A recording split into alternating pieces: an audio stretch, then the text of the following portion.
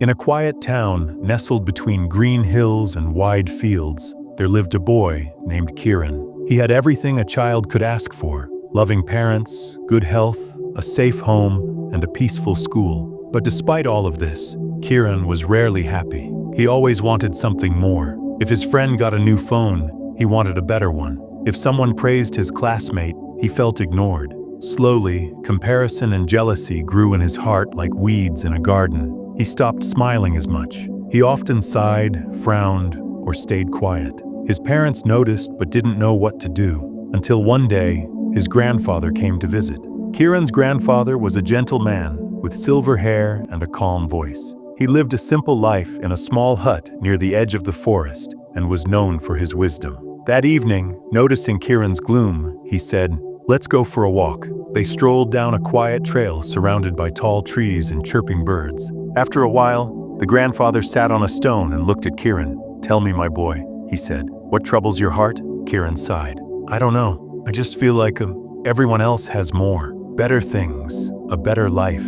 The old man nodded slowly. Then, without another word, he pulled out a small golden notebook from his pocket. "This," he said, "is a magic notebook. It changed my life. Would you like to try it?" Kiran's eyes lit up. "Magic? What does it do?" "It shows you what you already have," his grandfather replied. "Write down 3 things you're grateful for every day, no matter how small. Do this for 30 days, and you'll see the magic." Kiran was unsure, but he agreed. That night, he opened the notebook and stared at the empty page. After thinking for a while, he wrote about how soft his bed felt, how his mother had made his favorite curry for dinner, and how comforting the sound of rain was outside his window. The next day, he struggled a bit. What else could he write about?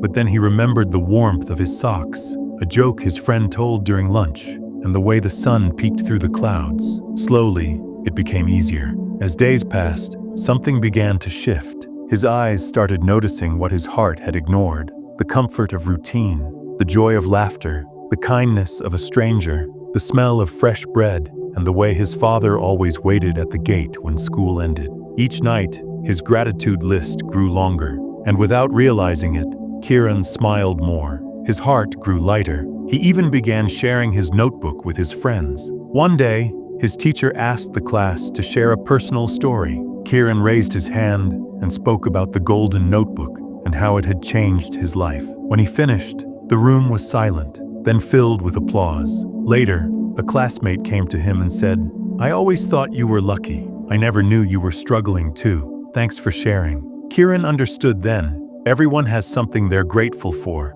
and something they're struggling with. But when we choose to focus on gratitude, we begin to heal. 30 days passed, but Kiran didn't stop writing.